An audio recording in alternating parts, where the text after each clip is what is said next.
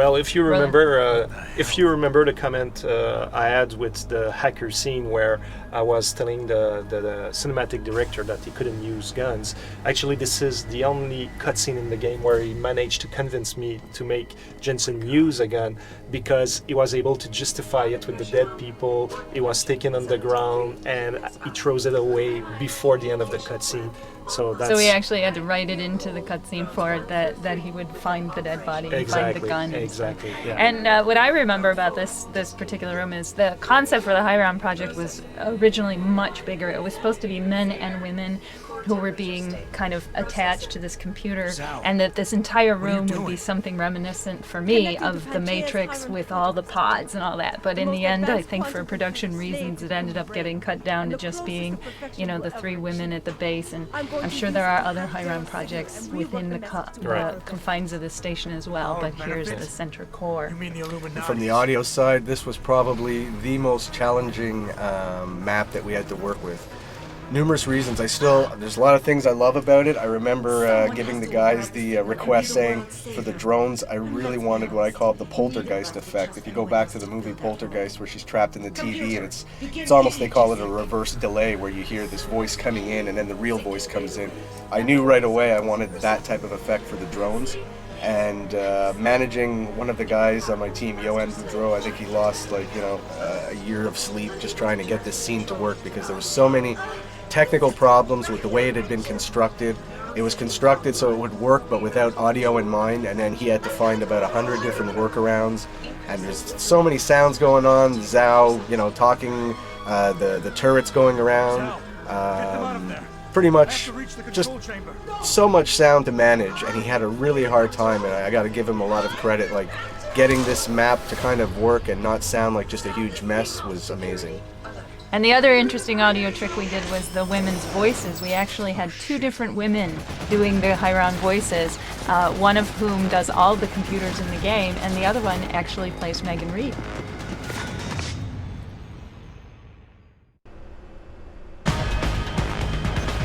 Alpha Pod security in place. To access Alpha Pod, purge tertiary pods.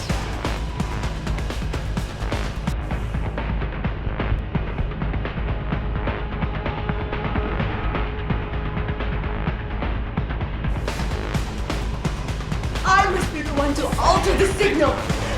Once I do, the Council will welcome me with open arms. No! Protect Mother! Stay away! Stay away! The bad man is here. Why does he want to kill us? Kill him. You have been better served keeping your head down, Jensen. I'll do it, Mother. Just don't hurt anymore. Just no more pain. Please, keep him away from us. Security measures are sufficient. Insufficient. Once the weight of their gaze touches you, there is no escape.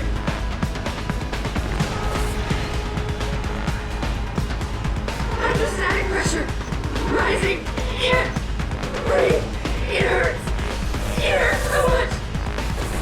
Systems are... My organic systems under stress will apologize. Do you see where honor and ambition lead you? To a hole miles deep in the ocean, about to meet your end. And powerless. Look at what they've done. Manual override of tertiary pods initiated. Fluid system purge in effect. Shutting down tertiary stations. Warning.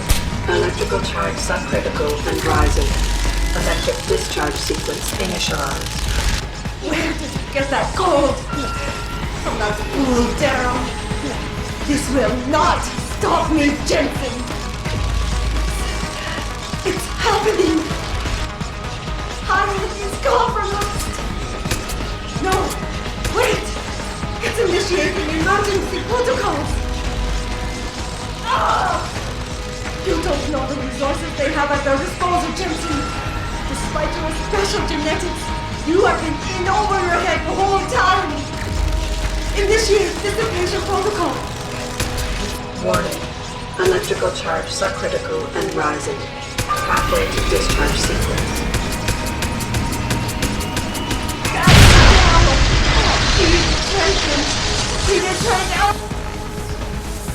So with this cutscene, we spent a lot of time because we really wanted to make sure that in the explosion, Jensen gets hurt. Because we had a different idea for the ending. We wanted to actually have it be more playable with the player feeling Jensen being hurt and struggling and Not just affecting the pressing emotion. buttons, yeah. And not just pressing buttons. So we really had to make him get hurt in this cutscene.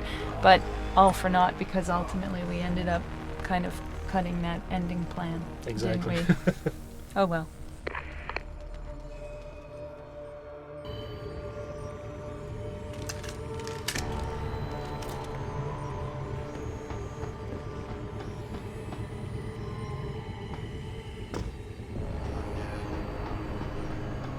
Hello, Adam. Welcome to the Edge. It is not the end of the world, but you can see it from here. Eliza? What are you doing here? It is my job to monitor and report on the news, Adam. Before Darrow smothered everything with his signal, the whole world was tuned into this place, including me. The broadcast. I have to stop it. I know. Please, come closer. Do you know where we are, Adam? We are at the fulcrum point, when society lies in the balance. Hugh Darrow hoped to tip the scales one way, by telling the world everything you already know. About the biochip, the Illuminati, everything. He believed knowing the truth would convince mankind to abandon research into human enhancement technologies forever. It would certainly give them reason to fear it. Indeed. Darrow's confession is ready to send. If you want, I can wideband it across all media as soon as you shut down the signal.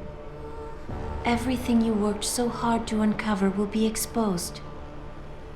But only if you deactivate the broadcast using this control. However, if you desire, I can alter Darrow's message. Conceal the creation of the biochip while putting in new content. Content blaming the Humanity Front, like Sarif suggested. The organization has already admitted to harboring terrorists. It would be easy to convince people they turn to biological warfare in a more desperate attempt to get rid of augmented people. But why? What would that achieve? In time, it could shift the focus of hatred onto people whose prejudices are seen as too extreme, leaving corporations free to experiment with human evolution as they desire. But if you want me to perform this edit for you, you must disengage the signal and activate the video edit function from here. Alternatively, Darrow's message can be adjusted to erase all mention of the power group known as the Illuminati. I can report that lack of proper regulation allowed vast quantities of neuropozyne to become contaminated prior to reaching the market. Taggart's preference. You think the world will buy a made-up story about neuropozyne poisoning? You might be surprised by what people believe. I can convince them. And having experienced the negative effects of corporate negligence firsthand, a majority of people might force the world to place harsh restrictions on all human enhancement research. But only if you disengage the signal and activate the video edit function from here. Of course, there is another option. This passage leads to Panchaea's pressure regulation controls. Destroy them and the installation will cave in on itself, overwhelmed by the weight of the ocean pressing against it. Everyone inside the structure will die. That's a solution? No one will be left to tell the world what happened, Adam. Nobody will be able to spin the story. Including me. The choice is yours. Do you believe you have the wisdom to choose an appropriate future for mankind? Or do you trust mankind to find the answers on its own?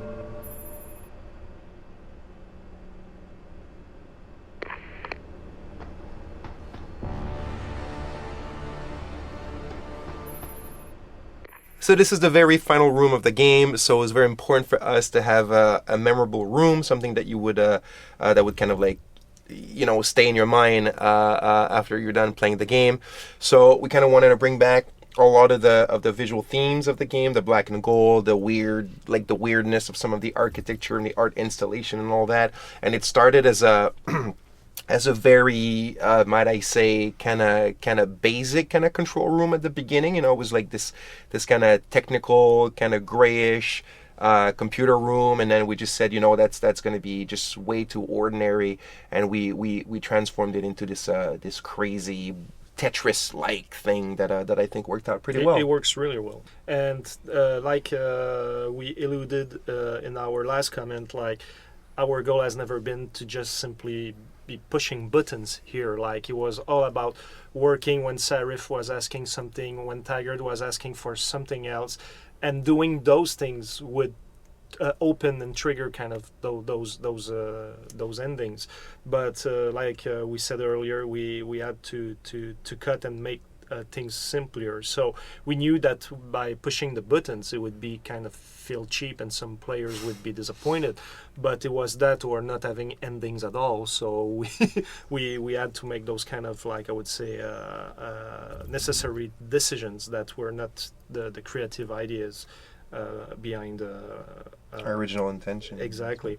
And also and as you go into the final cutscenes, you might like them, you might not like them, but actually for us it was more to give the endings in the players' hands, in the sense that what do you really think is going to happen with your decision? Like how do you believe that humankind is going to be able to pull that off and everything?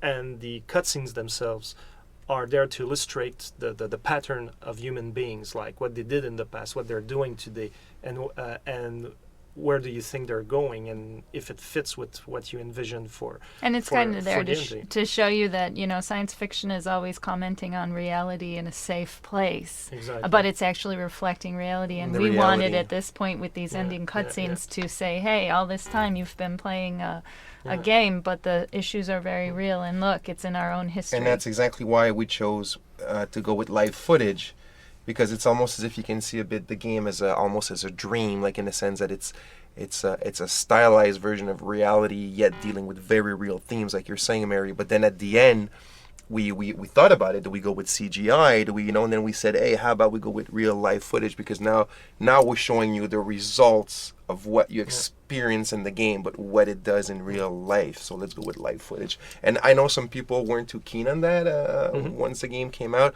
but this is something that I'm adamant about, that I really think was the right choice. Exactly. I'm really happy with it. Yeah, because to me too, it was like those endings are going to be, you love them or you hate them. Yeah, and I'm fine with that. But they won't leave you indifferent. Yeah. And that was our goal. So those endings are very polarizing, and I think in the end it achieved what we wanted.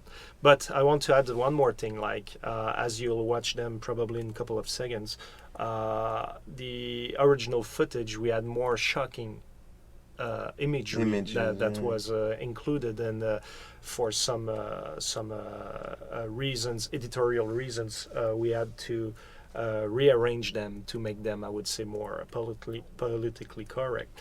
And I'm happy. Like I wasn't happy when I had to do that, but I was happy how we managed to maintain the heart of the essence of the message.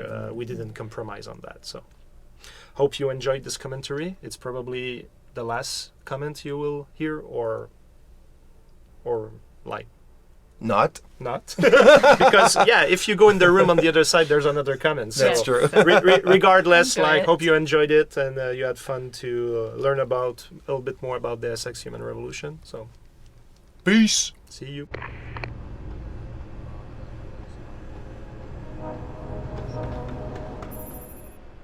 Here on this corridor, this is where you can go for the player choice, where you just try to sync the Panchea facility.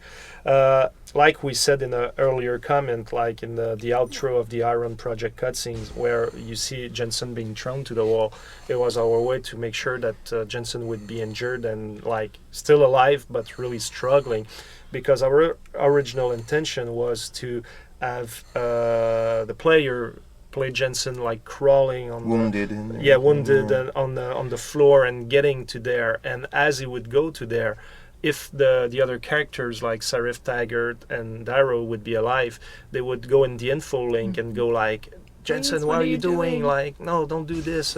And also, Eliza as an hologram was supposed to walk with you and accompany you through that choice. And the goal was to make it so that deciding to put an end to all of this and maybe alluding to will Jensen survive this as well or not was something that was super important. It's a big decision, and we wanted to make it last and have this feeling at the other people trying to pull you in the other direction to make that choice even more weighty, more substantial, etc. But in the end, all good intentions. Yeah, and it would have been amazing to see Jensen, to see the camera struggling so much, like feeling that he struggles, and seeing Eliza like all kind of calm walking. Yeah. It would have been a really nice contrast. Yeah. But, maybe they'll get it right in the movie. So again, like if that is the last comment you listen to, hope you enjoyed this commentary. Thank you for listening to us chat. See you soon. And I'll go watch the movie.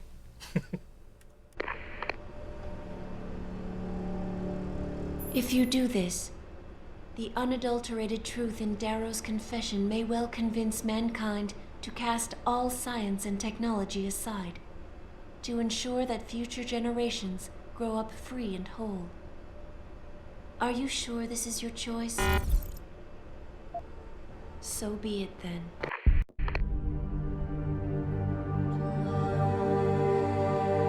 Albert Einstein said, technological progress is like an axe in the hands of a pathological criminal. It took me a while, but I finally see his point. How often have we chased the dream of progress only to see it perverted? More often than not, haven't the machines we built to improve life shattered the lives of millions? And now we want to turn that dream on ourselves to fundamentally improve who we are. Experience has shown me how dangerous that can be.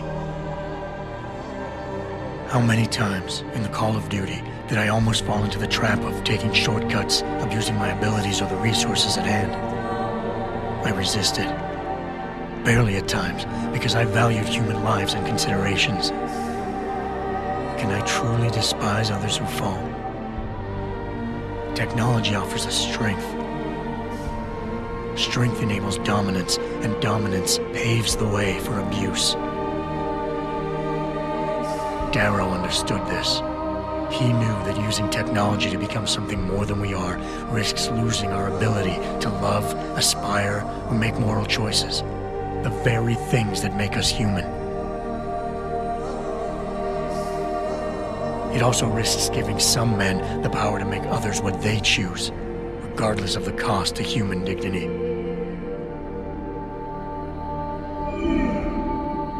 The suffering Darrow inflicted is not the end of the world. It is merely the seed for change. And change never comes without pain.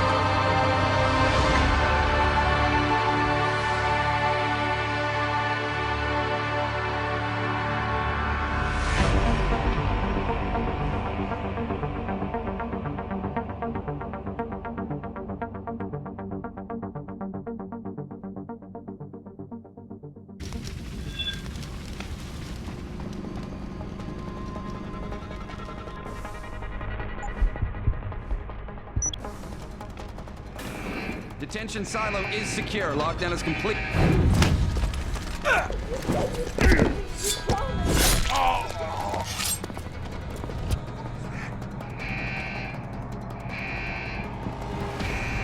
Nearing source of disturbance.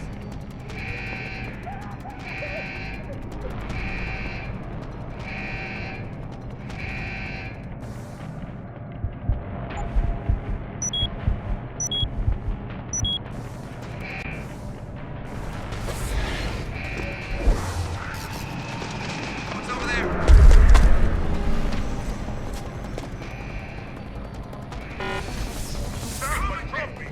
It's intruder! I see you. Wrong place, boy. Look up. Something that gamers don't usually do when they enter an area is look directly upwards. And what I actually tried to do with this little vent passageway with a goodie down low is to hide what I put above. I really, for the DLC, I really wanted to put a secret in a secret, is how I call it. And it's kind of the thing where you finally move the box, you find the vent, you're like, I found it, you go in, you get loot. Normally, in your gamer sense, you would just leave. You would backtrack out. I succeeded. Next objective. But in this case, I wanted to hide another secret on top of this, and this came from the entire thought process of being able to choose who to save. But this is a very, very important room because this gives you access to a very hidden third option that you can save everybody in that the was game. my fault. I'm sorry. It's just Deus Ex is all about choices and consequence, and we from very early on it was the idea of you can save someone specific, very important to the story, or you could save the prisoners because it's mass murder at that point. You'll figure it out later when you play it. But as a Deus Ex thing, I really wanted to. On a game design perspective, on a gameplay perspective, it was important that we offer like a very, very unique choice for the player that really wants to work to succeed into something special. And that was to save everyone. Find a way. There's always a way to save everyone. So Steven sort of looked at me weird. I was like, really? But I love that stuff. We all love that stuff. And I thought that I didn't want to just give it away, Something as important as that, I wanted it to be really something for the true searchers and explorers. Yes. So if you look up, go there when the time comes. Super hard to save everyone. Exactly.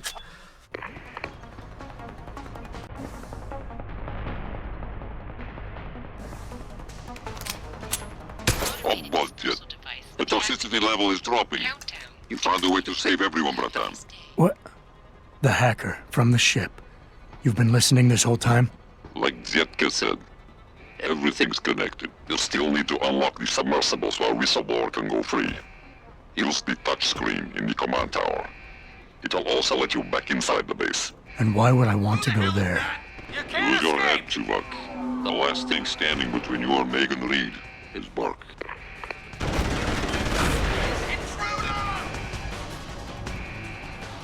Intruder!